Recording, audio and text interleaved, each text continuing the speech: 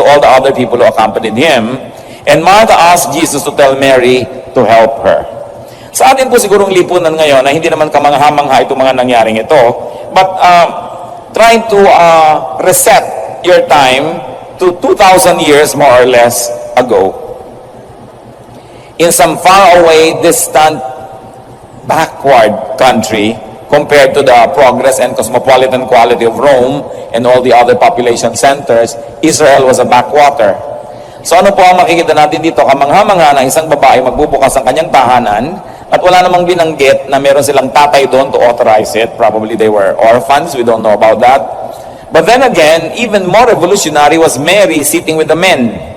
Sa Middle East po, hanggang ngayon, lalo sa Saudi Arabia, dalawa ang sala ng mga may kaya at isa lang doon sa mga walang masyadong pera dahil iba dapat ang reception area for men and for women. Magkahiwalay yan. Kaya yung nagtumpukan ng mga lalaki at nakiupo doon si Mary, masyadong kakaiba yon, revolutionary yon. She should not be there. And what's more, what was happening was that Jesus was teaching. Obviously, he was teaching his disciples or his would-be disciples. So what was a female doing in that company listening? Was she also getting trained to become a teacher? Another revolutionary thought. So, Martha stuck to what was standard, and she went to the kitchen just like any obedient and idealized woman of the time would do. She was preparing food for the men. At si Mary naman ay buong tapang na malagi doon at nakaupo siya sa paanan ni Jesus. This is a way of saying that you're a disciple. In fact, figure of speech na yan to say, I learned at the feet of so-and-so, which was the claim of Paul concerning his education under Gamaliel, that he learned at the feet of Gamaliel. So, Martha was not able to contain herself at pumunta siya sa Panginoon. Sinabi niya na, yung pong kapatid ko, hindi niyo ba yan pagkasabihan na sumama sa akin sa kusina? Maring dalawa ang kahulugan nito. Isa ay para magkaroon siya ng katulong sa kusina. But given the kind of economic means they had, she probably had servants. So what was her main interest was to pluck Mary out of the company of these men and to pluck her of her possible mistake of being there to be taught among the men. At sinabi naman ng Panginoon kay Martha, no, she chose the better thing. Hindi niya po ginudge si Martha na walang kwenta ang ginagawa mo. Obviously, it's good to be hospitable. But when the Lord is there, you have to look for the better thing to do. So in this episode alone, we can have several insights about the characters. First of all, insights about Jesus.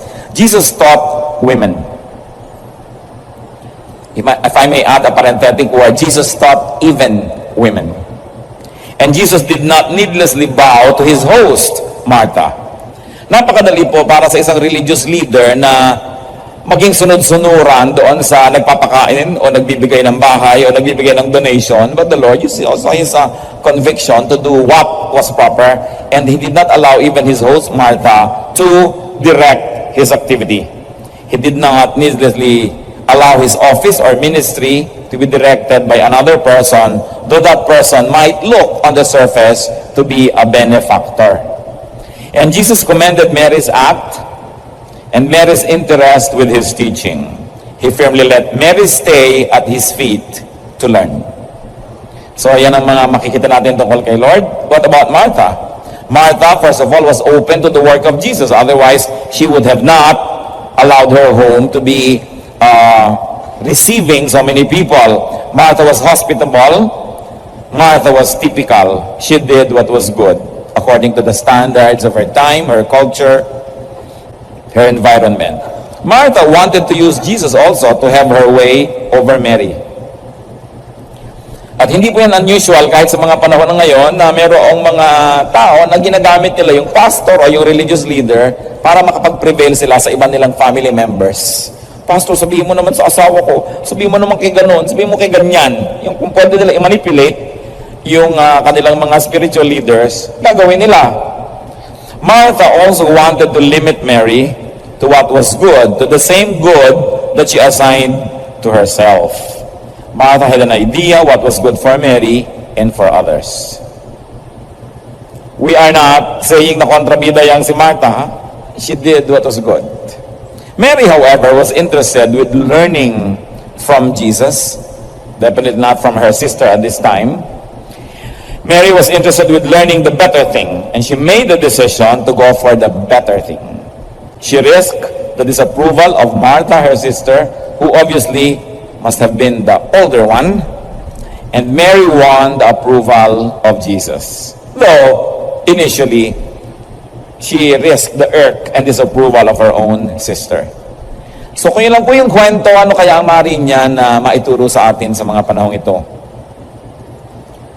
Sa inyo po na mga nagbubukas ng inyong tahanan sa gawain ng Panginoon, sa inyo na mga naglilingkod sa iba't ibang capacity for the furtherance of God's kingdom, when you open your home to Jesus, do not miss out on the better thing.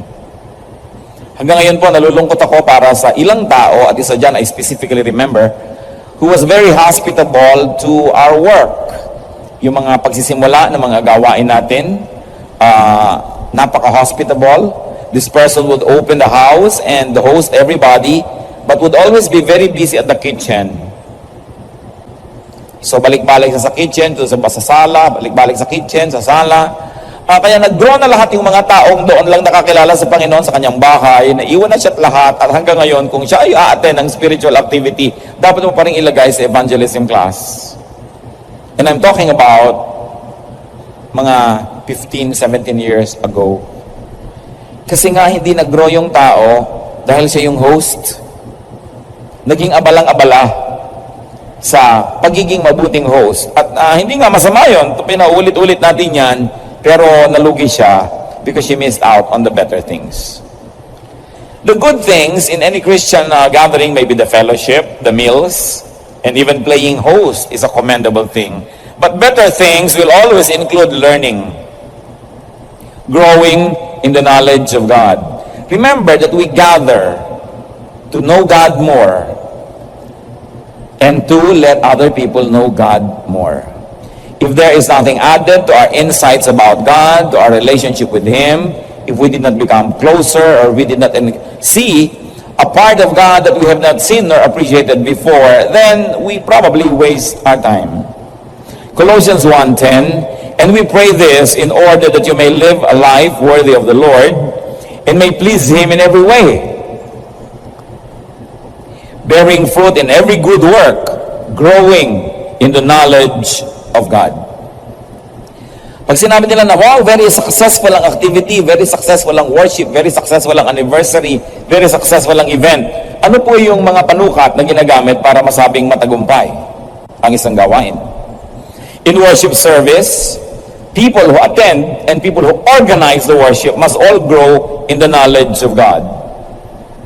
So, it is good to attend, but the better thing is to know more about God. Kasi merong a-attend nga, hindi naman makikinig. Nandun nga yung katawan, pero wala naman yung isip. So do not just attend an event, do not just perform a role or a task. Listen to the Word of God that is being preached. Listen to the silent voice of God. Listen to the leading of the Holy Spirit while songs are being sung. Because you know the arts, especially music, singing, even poetry, even dance, can transport our consciousness beyond the objective side of us to that more subjective aspect of our personality, so that we may plumb the depths of God's Word and understand more about God. Kaya mahalaga yung arts, kasi arts transport us from one level of consciousness to another. And it is important to go beyond the philosophical level of religion and feel and know God in another dimension. Kaya mahalaga po, nagbibigay talaga tayo ng attention. In ministry, do not just be a worker, be a learner, and always learn from Jesus. Sasabihin ng iba at naobserbahan nila, and up to a point, agreeable, yung sinasabi nila, mabuti pa daw ng mga ordinary church goer lang sila, sobra silang nabe-bless, pero nung naging singer na sila sa choir, naging instrumentalist, naging worker, naging usher, naging usherette, naging teacher, nabawasan na daw yung blessing. Paano ang sobra na nilang nagiging attention, napupunta doon sa pagiging Martha, imbes sa pagiging Mary. Sasabihin naman ng iba, kung wala naman magmamarta, paano aandar yung sistema? Tama nga naman, Pero maglalagay tayo dapat ng limitasyon how fastidious we would become in preparing and mounting events so that we never miss the opportunity to learn. In other words, kahit ano po ang inyong ministry, lalo't marami kayong mga pananagutan, huwag kakalimutan that you are there as a learner. Kaya nga nung minsan, maraming taon na naiimbita po ang inyong lingkod na magsalita, may mga concert, tapos may mga Christian singers na nandun, at napapansin ko sila, pagka-message, hindi sila nakikinig, nandun lang sa likod, takwentuhan ng kwentuhan, tawanan ng tawanan, tapos pag tinawag para kumanta, parang mga anghel-anghel na nagkakantahan, hindi naman talaga nakikinig. And I rebuke them. Yung iba mga kilalang-kilala pa mga singers, sabi ko, nandito tayong lahat as learners. When the word is being preached, you all shut up and listen. Because you are not here as a performer, kakanta ka lang para kumanta, tapos hindi ka naman na-feed. Tatandaan nyo, pagka mayroong isang Christian event, at nag-give lang kayo, pero wala kayong na-receive na spiritual feeding, talo kayo. And you must always assume this humble position of sitting at the feet of Jesus. It's a position of humility. Kung minsan mga speaker, may mga malalaking event, maraming imbitado na may mga pangalan daw na mga speaker, tapos wala nang nakikinig doon sa nag-i-speak. Nandun, pinagmemorienta sa isang kwarto, nakakulong doon, kwentuhan ng kwentuhan, lalabas lang para magsalita o mag-perform. And it always disturbs me because we never stop learning and we never stop becoming pupils of Jesus. No matter how high your position gets in any religious establishment, we never arrive. We are continuously learning from the Lord. Kaya pag merong mga ganyan pong mga event, mga kapatid, lagi nyo ipaglalaban na kayo'y makarinig ng salita ng Diyos, makapanalangin, makapanahimik. Huwag lang kayo maging worker. Huwag lang. Kasi kawawa naman kayo na napagod kayo tapos hindi pa kayo na-bless. Tapos sabi nyo, di bali, natutuwa naman si Lord dahil nag-sacrifice ako. Hindi niya ikinututuwa yung sacrifice na para lang kayong ginamit. Kasi ang Diyos hindi manggagamit. Pwede ang religion manggagamit kumisan. Gagamitin yung tao, imomotivate na mag-sacrifice ka, ibigay mo lahat-lahat kahit wala ka nang napapala. Umaten ka dyan kahit antukin ka, kahit hindi ka na-feed, basta dito ka, member ka dito, pagparami ka sa statistics dito, wala akong pakialam ko na bless ka, basta dito ka. You know, religion can become a user of people. Hindi mo alam kung palaman ka lang doon sa mga silyang walang laman, pamparami sa bilang, o talagang gusto ka pakanin. Kasi kung nakakain ka at nakakabusog sa iba, pinipigil ka naman. So ano ba talagang gusto niya? Lumaki ka at lumago, o yung ego niya ang lumaki dahil marami siyang tagapakinig? Kaya mga kapatid, lagi tayong magbabantay because sometimes off-guarded tayo, basta't church, basta't religious people, religious gathering.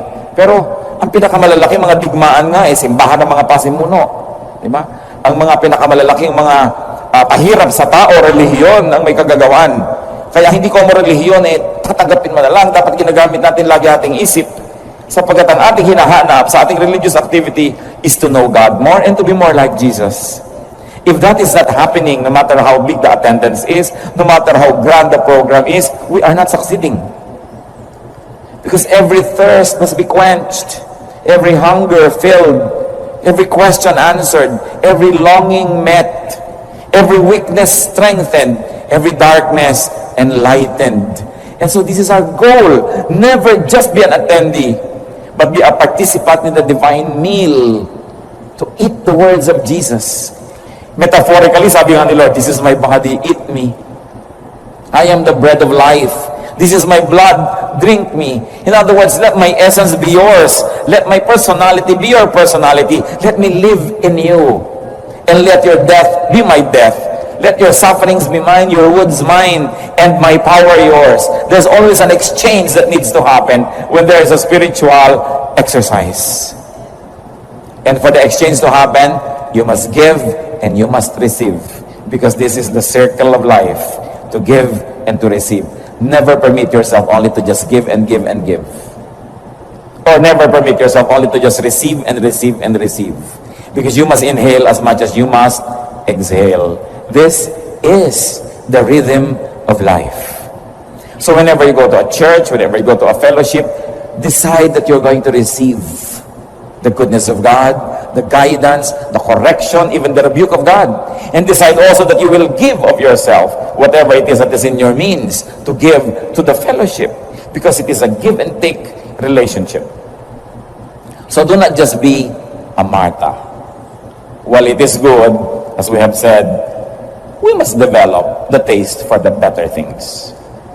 When you attend a spiritual activity, when you attend a church, a fellowship, a Bible study or worship service, even when you minister, identify the only one thing needed and prioritize it. Kasi marami nag-aagawan sa ating pansin. Halimbawa, pupunta kayo sa ganitong worship, what is needed? What do you need? Prioritize it. Do you need to be prayed for? Ask to be prayed for. Do you need to pray? Pray. Do you need to hear what people have to say so that you may be strengthened by the strength that God gives them at the present time? Then listen. Identify what you want. And listen well. And prepare yourself. Remember that the blessings that we receive from God is not limited by His capacity to give, because His capacity is limitless.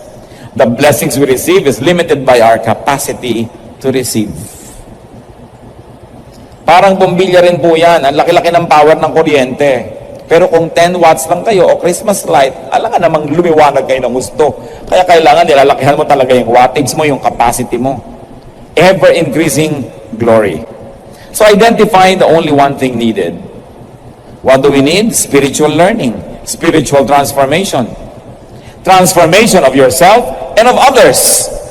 So that you may go to a worship and not really be transformed, because at that time you may be the agent of transformation of others. So sabihin ng iba, hindi ko na kailangan mag-worship, okay naman ako eh. Pero baka kailangan ka nung iba. Bakit po ba patuloy na nag-aapoy ang isang siga dahil may mga bagong kahoy na inilalagay dyan para magpatuloy ang apoy? Bakit ba nakakita ako na ng mga litrato ng mga Russian soldiers in the, in the dead of winter, somewhere near the North Pole na, kung matulog sila, dikit-dikit, sobrang dikit-dikit, talagang walang kagalaw-galaw sa dikit kasi they need the heat of each other. At kumisan po, mga kapatid, hindi nyo siguro kailangan yung church sa palagay nyo dahil you're okay, you are strong, you are happy, but go because some people might need you. In other words, minister, be ministered. This is what life is all about. So you should also prioritize the ministration to other people, especially if you don't have a screaming need for anything. When you go to the fellowship, you say, sino kaya dito ang kailangan kong ipanalangin? Sino pwede ko encourage? Hindi, eto na ako, intindihin na ako, nandito na ako, pansinin na ako. Because there are times when you should be the ones to say that. Sino kaya dito ang nanghihina? Tatabi kaya ako sa kanya? Lord, ituro mo kung kanino ako tatabi. Baka sa kaunting batian, ngiti, meron pala akong maibigay sa kanya na strength na wala sa kanya ngayon, pero salamat dahil binibigay mo sa akin ngayon. Every encounter must be a spiritual one. And every encounter must involve a transfer of power. Either you receive the power or people receive from you. Natatandaan niyo po yung babaeng dinudugo na humipo siya sa laylayan ng damit ng Panginoon. At biglang lumingon ng Panginoon, sino humipo sa akin? Dahil sabi niya, naramdaman niya na may kapangyarihang lumabas sa kanyang katawan. So dapat nararamdaman natin may kapangyarihang pumasok sa ating espiritu. At meron din namang lumalabas sa atin pag nag-minister tayo eh. Subukan ninyo magpayo sa may problema. Para kayo nakipag-boxing, nakakapagod dyan. Talagang power comes out of you. But you know that it went to somebody who needed it. That's why we continue to replug ourselves to the source of the eternal power. Our Lord, our God, our Creator. Kaya tuwing kumakanta, tuwing nananalangin, lagi nyo hinahanap, Lord, bless me, bless me. It's a matter of attitude. Dahil pag naghanap kayo ng irereklamo, maghahanap ka ng ipipintas sa katabi ninyo, doon sa church, sa upuan, sa ilaw, hindi rin kayo mauubusan ng ipipintas eh. Pero dumating ba kayo para yun ang hanapin? Kasi pag yun ang hinahanap nyo, makatatagpuan nyo yun. Whatever you need is found very near you. So what you find is not really what is there. What you find is what you're looking for. That's why if you're looking for God's grace, for God's power, you will definitely find it because it is everywhere. At kung hindi natin natagpuan yun, ibig sabihin lang, hindi naman talaga yun ang hinanap natin. So pinipili mo saan ka titingin, saan ka makikinig, dahil nandyan lahat ang mga makikita at maririnig competing for our attention. It's important to make the better choice. Identify what is needful in your life and in any situation. If there's any major lesson that we can learn from this story, it is to simplify so you can have more time and attention for the better things. Simplify. Kung minsan may mga churches na makikita mo, may kantata sila tuwing Pasko. Talagang major event yan. Minsan sabi ko nga, bakit yan naman pinapahirapan ng sarili nyo na lagi nila kayo may kantata? Hindi naman kailangan tuwing Pasko kasi hindi naman lagi kayo may choir director. Kung minsan wala, hirap na hirap humanap. Minsan konti yung singer, hirap na hirap. Tapos nagsasampala na yung mga singer sa likod dahil talaga nagkakainisan na sa stress, sa pagod. Tapos kakatal, hallelujah, hallelujah. Palabas! So, bakit hindi nyo simplihan? Kung ang kumantay 100 boses o isang tao, basta anointed ng Panginoon, tatablan pa rin ang nakinig. So bakit kailangan pagkarami-rami kung talagang konti lang yung singer, di kontian?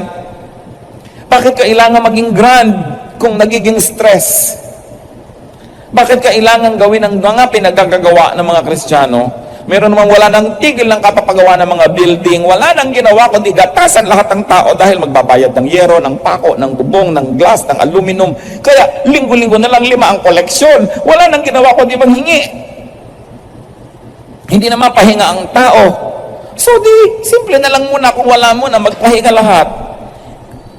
Ang napakahalaga pong wisdom na dapat na de-develop ng mga anak ng Diyos is to know when to stop. When do you stop? When do you stop increasing the choir's grandness? When do you stop buying things? When do you stop doing programs and just rest? Ang Panginoong Jesus nga, sabi niya, ang dami-daming tao, hindi magkamaya, walang kapahipahinga siya at ang kanyang mga disciple. Anong ginawa nila? Very un-Christian. Sabi ni Lord, hali kayo, umalis tayo dito, pupunta tayo sa tahimik na lugar at magpahinga tayo. Nakita nyo, very un-Christian si Kristo. By the standard of the church today. Kasi ano sasabihin sa'yo ng church? O mamatay ka, mapudpud ka, maubos ka, basta maglingkod ka dyan. Dapat mahal mo yung mga taong pinaglilingkuran, pero una, minamahal mo yung worker. Hindi yung mga worker ang mga pinakawalang kaligayahan, sila pinakamanga tuyong-tuyo ang spiritual life, at yung mga worker ang walang kagana-gana sa Diyos dahil hindi na sila na-feed. Channel na lang sila, hindi sila nakakakain, sandok na lang sila, sinasandok dito, dinadala sa tao, pero instrument na lang sila. So it is important, say ano ba ang ginagawa ko? Okay, worker ako, nandito ako sa church, anong dapat kong gawin para maipaglaban na lagi rin ako na-feed? Na hindi lang ako spare part na isang programa para umandar ito, tapos lahat na bless ako, hindi. We must continue to look for the better choice. And it is important to simplify. Simplify many things. Sinabi lang ni Lord, Martha, many things are not needful. Baka naman magpapakain ka lamang dyan, ipaksiw mo na lang yung bangos, ang gusto mo pa naman kasi irelyeno, ang trabaho. Ganun din ang ending, nabusog din yung mga tao. Yung paksiw, ihulog mo yan dyan, lagyan mo suka, sili, lagyan mo nakaprasong luya. May kakainin na tayo mamaya, pero yung gusto pang elaborate na yung isda, may borda-borda pa yung mata, mapapagod ka talaga niyan. So simplify. Many things are not needful, even in a fellowship. Remember, yung sinabi ni Lord that the door, the gate is small, and the road narrow that leads to life. Ano pong ibig sabihin nun? One reading is salvation. We're free to read it that way. But of course, like any other biblical teaching, there are many layers to read. And one layer is not only life after death, but sabi niya, the door that leads to life. Life here, life now. Sabi niya, the kingdom of God is upon you. It is in your heart. And why is the door small? What happens when the door is small? First of all, you don't always see it. Malalampas-lampasan mo kasi maliit eh. Ano pa? When the door is small, you probably have to stoop to get in. Baka mababa yung pinto. Hindi pwede yung chin up na papasok at yuyuko ka, gagapang ka para ka pumasok. O kaya ang liit-liit ng pinto, dapat ka magpapayat para magkasya. So ano yon? Baka may mga dala ka, mga baggage, mga pride, ang dami-dami mong gamit na bitbit na dala, meron kang kerida, meron kang bisyo, hindi ka makakapasok, kailangan bitawan mo yan para ka makasuot. The door is small. That leads to life. Hindi pwedeng kasama mo na yung lahat ng kasama mo sa kasalanan. Maiiwan sila kasi makipot ang pinto. Pero ano doon yung malapad na pinto, maraming pumapasok doon, kaya dala, bisyo mo, kasama mo, everything, pasok kayong lahat. But this leads to destruction, Jesus says. Once more, the theme is simplify. Because there are many things that if you never stop clinging to them, you will never be able to enter the narrow door. You will never be able to find life. Simplify. Ano ba ang dapat nating pinagtatatanggal para gumaan ang ating paglalakbay? And do not hesitate to choose the better thing. And then to make a stand for it, like Mary did. Kung minsan naman, you will choose the better thing, pero pag may nandilat na sa'yo, may kumaway, may nagalit, bibitawan mo na yun, then you settle for the good. Do not be men pleasers. There are times that we really have to make a stand so that we will really grow in the Lord. Hebrews 11:40, God had planned something better for us. Better than our own personal plans for ourselves. Do not be directed away from your ministry, from your growth, from what is better by a Martha, no matter who that Martha is. Tatandaan niyo mga kapatid, pag mag-uumpisa na kayong lumago sa Panginoon, may susulpot na Martha who will demand that you be with them, that you stop your growth, that you stop giving time to the Lord because there are other things to do. Iba-iba ang itsura ng Martha na yon, iba-iba ang pangalan, pero ang misyon, pareho lang. Ilayo kayo sa napili niyong mas mabuti. Kaya dapat, pag nagpasya tayo, maninindigan. Martha can take you away from the better, like from the feet of Jesus to the feet of idols. Pwede kang dalhin dyan. Our Marthas can take us away from fruitfulness to less fruitfulness, or probably to fruitlessness. That Martha can take you away from peace to a life of trouble. Mga estudyante, this Martha can take you away from the classroom to the mall, kung sino man yun. This Martha can take you away from the ministry to mga gimmick at mga kung anong mga less important activities. From work to idleness. Marthas can take you away from your family. Yung mga may pamilya ka na, kakalong-kalong pa sa'yo, dapat yan ay inihahagis. No? Dahil pagka naging hospitable ka dyan, ilalayo ka niya. And these Marthas can take you away from greatness to irrelevance. Maraming Marthang naglipana sa buhay. Of course, we are now stretching what Marthaness means. Not to demonize the Martha of the biblical story, dahil hindi naman siya masama. Gusto lang niya mag-settle for the good. Proverbs 1:10, my son, if sinners entice you, do not give in to them. Huwag kang papayag na madala ka sa mali. So foremost in Jesus' priority was teaching. He did it and did not let Martha take a pupil away from him. Foremost in Martha's priority, Mary's priority was learning. She sought it and did not let Martha stop her. Foremost in Martha's mind was a good but not the better priority. What is the challenge of these characters to us today? Check your priorities. Are you settling for the good? Have you made a choice for the better? Make a stand for it. Could you be relegating learning from Jesus to lower levels of priority?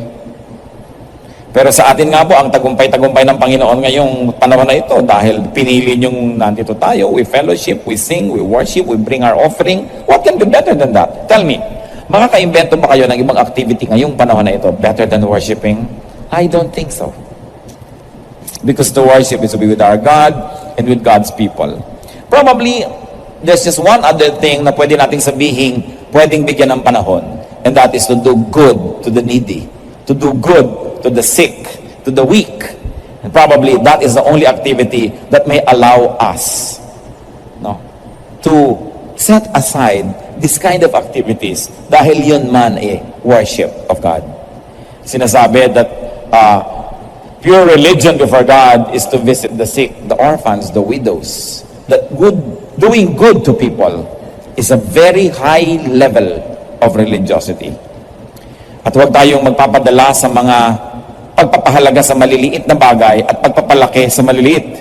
Matthew 23:23, the Lord's rebuke to some hypocritical people. Woe to you, teachers of the law and Pharisees, you hypocrites! You give 1/10 of your spices, mint, dill, and cumin, but you have neglected the more important matters of the law, justice, mercy, and faithfulness. You should have practiced the latter without neglecting the former. So what are we trying to see here is that, yes, there are good and there are better choices. That we should never neglect the more substantial aspects of our faith. 1 Corinthians 2:2, I resolved to know nothing while I was with you except Jesus Christ and Him crucified. So to focus on knowing Jesus is a great priority that we can do.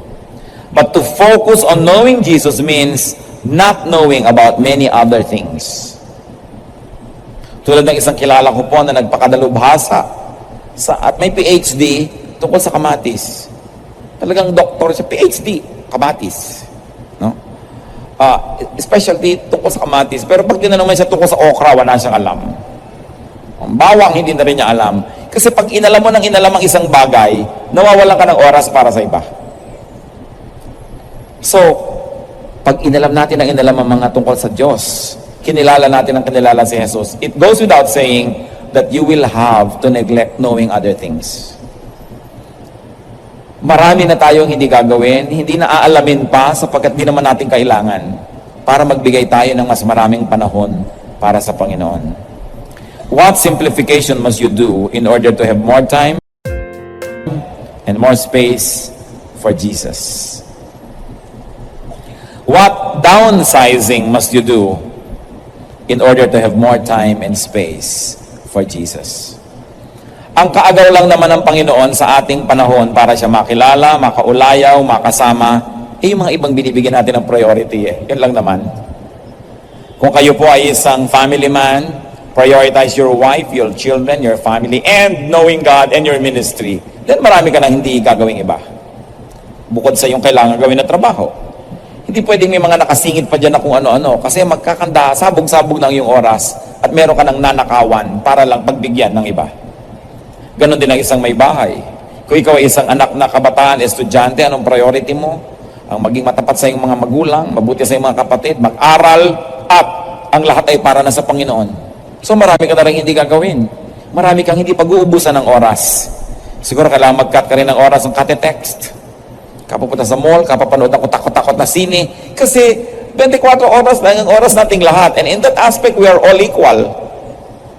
So kanina natin ibibigay ang panahon, kanina natin ibibigay ang oras, laging tatandaan nyo, merong nawawalan at may binibigyan. Because the law of impenetrability is clear. Only one thing occupies one place at one time. So if we're going to know Jesus, we should sit there like Mary and never mind na hindi relyeno ang bangus. Maglabas na lang ng skyflakes. Pwede naman siguro. Bakit kailangan pang maglabas ka ng ginawa mong braso de Mercedes? Ang mahalaga lang, may pagsalusaluhan, may kainin. Huwag na kailangan masyadong maluho o maarte dahil kung mawawalan ka ng panahon for the better thing. Kaya karamihan, pag may Bible study, yung host ang lugi. Kasi hindi siya ang nakaka-concentrate. I say, nag-host na rin lang kayo, dapat kayo ang number 1 makinabang. So, simplify. Philippians 3:7-9, but whatever was to my profit, I now consider loss for the sake of Christ. What is more, I consider everything a loss compared to the surpassing greatness of knowing Christ Jesus my Lord, for whose sake I have lost all things. I consider them rubbish, that I may gain Christ. At sino man po ang merong ganyang pananaw, na anumang bagay ang kanyang tanggihan, dahil ang kanyang pinaunlakan ay ang imbitasyon ng Panginoong Jesus. At yun ay itatrato na lang niyang baliwala at basura lang, kesa naman pahalagahan pa niya. Ang ganitong mga tao ang magkakaroon ng mas lumalalim na pagkakilala sa Panginoon. These are the people who will experience God in many dimensions, in ever deepening ways, in ever expanding concentric circles. It is important to prioritize. And to prioritize, we simplify. Heavenly Father, we ask you to give us practical wisdom. There's longing in our hearts to know you more, O God Almighty, Creator of heaven and earth. Pero napakarami pong nakikipag-competition sa inyo. Umaagaw sa aming loyalty, sa aming resources, sa aming panahon, sa aming time, talent, treasure. Give us, Lord, eyes that see. Give us wisdom so we may all make the right choices. May we never ever be tempted between good and bad, because that is not fitting to your people. And even more so, may we not be confused between good and better, and between better and best. We know, God, that what is not important 10,000 years from now is probably not really important. So turuan mo kaming huwag magpahalaga sa mga walang kwenta. Palampasin na lang namin ang mga di naman talaga mahalaga. That we may not be too attached to anything, to anyone, to any event, to any aspiration that may take our attention away from you. Lead us, teach us. We rebuke the spirit of deception that deceives so many people into prioritizing the non-essentials of life. Teach us, Lord, that while we appreciate good things, nice things that come from you, that it will be not at the expense of our personal relationship with you. Lead us, teach us. Panandalian tayong manalangin, yumuko sa presensya ng Panginoon at humingi ng karunungan na kilalanin kung sa oras man natin ngayon, sa panahon, sa ating